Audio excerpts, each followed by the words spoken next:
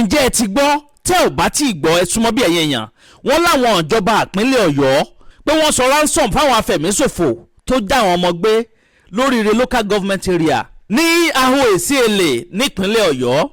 Hey, very dark man ló jáde láàárọ̀ yìí ó ní pé information kan ọwọ́ òun báyìí wípé àwọn ìjọba ìpínlẹ̀ Ọ̀yọ́ pé wọ́n ti san ransom fáwọn afẹ̀míṣòfò yẹn, àwọn tó já ọmọ kéékèèké gbé àtàwọn olùkọ́ wọn tí wọ́n fi àdá tí wọ́n fi rẹ́ẹ̀kan lọ́rùn sọ́ọ́lẹ̀.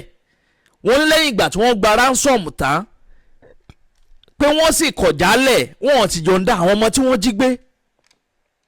ṣé tí wàá rí ibi tá a dé dúró báyìí lórílẹ̀‐èdè Nàìjíríà? àmọ́ mò ń ríròyìn kan láìpẹ́ yìí níbi tẹ́ni tó jẹ́ commissioner for information nípínlẹ̀ Ọ̀yọ́ tó jáde sọ̀rọ̀ ó ń gbẹnu gbogbo ìpínlẹ̀ Ọ̀yọ́ sọ̀rọ̀ wípé misinformation paraku ni o.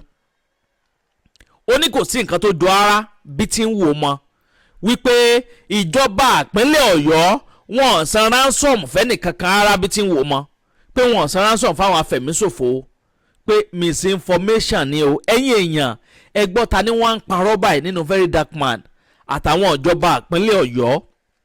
ẹ dákun dábọ̀ ẹ súnmọ́ bí ẹ bá wọn nǹkan fìdílé tàbí kẹ fìdílé nǹkan kẹtún wá fetí gbéyàwó ọ̀rọ̀.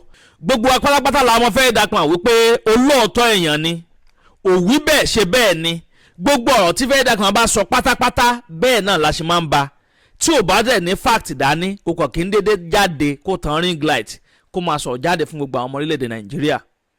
àmọ́ bí tọ́rọ̀ èdè dúró báyìí ọ̀rọ̀ yẹn fẹ́ rújú. kí nìkan tẹ́yìn rí lórí ọ̀rọ̀ yìí? tẹ́ ò bá gbàgbé ẹ rí i pé òní olónìí báyìí ló pé 49 days gbáko táwọn afẹ̀míṣòfò tí wọ́n ti já àwọn ọmọ gbé nípínlẹ̀ Ọ̀yọ́. ìjọba ìpínlẹ̀ Ọ̀yọ́ wọ́n bẹ̀ sí sọ wípé àwọn ó gbà wọ́n kalẹ̀ àwọn pípò yẹn kọ́kọ́ jáde lákọ̀ọ́kọ́ wọ́n làwọn fẹ́ gba ilos car kan. wọ́n ní gbogbo àwọn èèyàn wọn tí ń bẹ látìmọ́lé tí ń bẹ lọ́gbà ẹ̀wọ̀n Agodi prison àti prison kan nípínlẹ̀ Ọ̀yọ́ wípé kán bá wọn yọ̀ǹda wọn.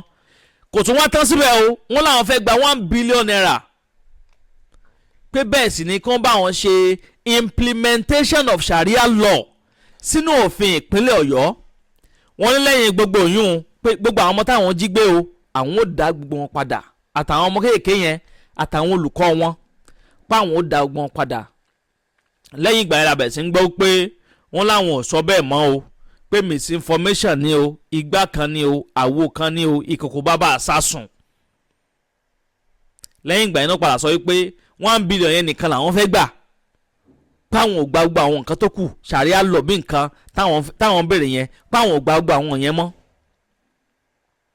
ọjọ́ ń gorí ọjọ́, oṣù ń gorí oṣù, ó tó àkókò kan ó ti pé ọ̀sẹ̀ méjì gbáko lónìí báyìí about 16 days ago ní very dark man wá sí ìlú Ìbàdàn tó wá ṣe ìwọ́de ìfẹ̀hónúhàn tó lọ sọ́fíìsì àwọn ọmọ ológun ọ̀dọ̀ àwọn ọlọ́pàá ó lọ sí ọ́fíìsì gọ́vnà Ṣèyí Mákindé nípínlẹ̀ Ọ̀yọ́ níbi tó ti sọ fún wọn wípé wọ́n gbọ́dọ̀ yọ̀ǹda àwọn ọmọ yìí ni o, páwọn ò fẹ́ kọ́rọ̀ àwọn ọmọ ilé tí wọ́n jí gbé nípínlẹ̀ Ọ̀yọ́ yìí, àwọn ò fẹ́ kó jọ àwọn ọmọ tí wọ́n jí gbé ní Chibok, àwọn Chibok girls, pé bí eré bí àwàdà 14 years kọjá báyìí bí 16 years ni tí wọ́n ti já àwọn ọmọ Chibok girls gbé. ẹ má jẹ́ kọ́rọ̀ àwọn ọmọ tí wọ́n jí gbé nípínlẹ̀ Ọ̀yọ́ yìí, ẹ má jẹ́ kó tún dàbí tàwọn Chibok girls. ló wá jáde láàárọ̀ yìí pé information kankan òun lára káwọn ìjọba ìpínlẹ̀ Ọ̀yọ́ lábẹ́ ìṣàkóso ẹnjìnìà Ṣèyí Mákindé wípé wọ́n ti san ransom fáwọn afẹ̀míṣòfò tó ń já àwọn ọmọ gbé nípínlẹ̀ Ọ̀yọ́. pé lẹ́yìn ìgbà táwọn yẹn gba ransom tán pé wọ́n sì kọ̀ jálẹ̀ wọn ò ti release àwọn ọmọ yẹn. lẹ́yìn tó wá jẹ́ commissioner for information alàgbà Prince Dọ̀tun Oyèládé wọ́n wá jáde láìpẹ́ náà ni o níròyìn yẹn jáde ló ń kàn wá lára báyìí wípé wọ́n ní misinformation pátápátá ni, wọ́n ní misinformation ni o, pé kò òfegè lásánlàsàn ni, pé kò sóòtítọ́ ọ̀rọ̀ kankan bẹ̀ ara bí ti ń wọ ọmọ. ọ̀pọ̀lọpọ̀ àwọn ìwé ìròyìn ló ti gbé nǹkan tí mo ń sọ yìí, ìwé ìròyìn The Vanguard lélẹ̀ báyìí wọ́n ní Ọ̀yọ́ State rejects ransom claim by VDM says no payment made to kidnappers. wọ́n ní wọ́n sanwó kankan fáwọn àwọn ajínigbé àwọn agbébọn yìí o. The Oyo State government has refuted The allegation made by the social media activist Martins Ose, popularly known as the Very Dark Man (VDM), that it paid ransom to secure the release of pupils and teachers abducted by the bandits in Orire local government area, describing the claim as a false, misleading, and a deliberate attempt to misinform the public. Wọ́n ní ó misinform public ni pé gbogbo àwọn ọ̀rọ̀ yẹn pátápátá pé kò sótìtọ́ ẹ̀yọ̀ kan báyìí nínú àwọn ọ̀rọ̀ tí Very Dark Man sọ.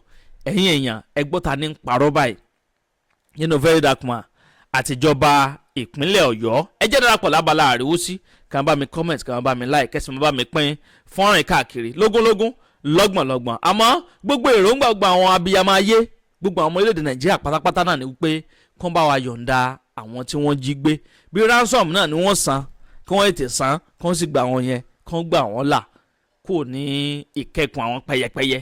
Kọ́lọ̀ má jẹ́ ká bọ́ sọ́wọ́ o. Ẹ bá ń ṣàmì àdúrà, kẹ́ bá ń gbé tọ́ àdúrà mi. Ìlérí tí wọ́n rà wá múṣẹ gẹ́gẹ́ bá yẹ ṣèlérí fún yín pé àníjẹ́ kójú yín fọ́, bẹ́ẹ̀ náà làsìn jẹ́ kí tí yín di sí gbogbo àwọn ìṣẹ̀lẹ̀ tí bá ń ṣẹlẹ̀ káàkiri ilẹ̀ wa, pàápàá jùlọ nílẹ̀ Yorùbá tiwa ń bì. Ẹ ṣeun tẹ́ ń gbọ́ wa, ẹ kú kalẹ̀. Agbe ní gbére pàdé olókun, àlùkò ní gbére pàdé ọlọ́ṣà, òdìdẹrẹ́ ní gbére pàdé wọn lóde ìwò. Fún ìwọ ọmọkùnrin tí nǹkan rẹ̀ ò ṣe déédé, ìwọ ọmọkùnrin tí ṣàyàwó rẹ̀ ó ṣẹ̀ṣẹ̀ mọ gbọ́ jìgìjìgì náà lójú lọ mú kára rẹ̀ ó tó le, ìwọ ọmọkùnrin tó ń retí ọmọ bíbí, ìwọ ọmọkùnrin tó fẹ́ ṣe nǹkan tó dáa láyé pẹ̀lú aya rẹ̀ tí ìfàyàlòyà tí ó fi di nǹkan tó dáa, ìwọ tásítọ̀ rẹ̀ ń sàn tí ò kí tó láti dọmọ, ìwọ ọkùnrin tára rẹ̀ ò le, ìwọ ọkùnrin ṣẹ̀ẹ̀kan dìde, ìwọ ọkùnrin tátàn rẹ̀ ò dúró déédéé, ìwọ ọkùnrin tó ń retí ọmọ, ìwọ ọkùnrin tó ṣẹ̀ṣẹ̀ ṣègbéyàwó.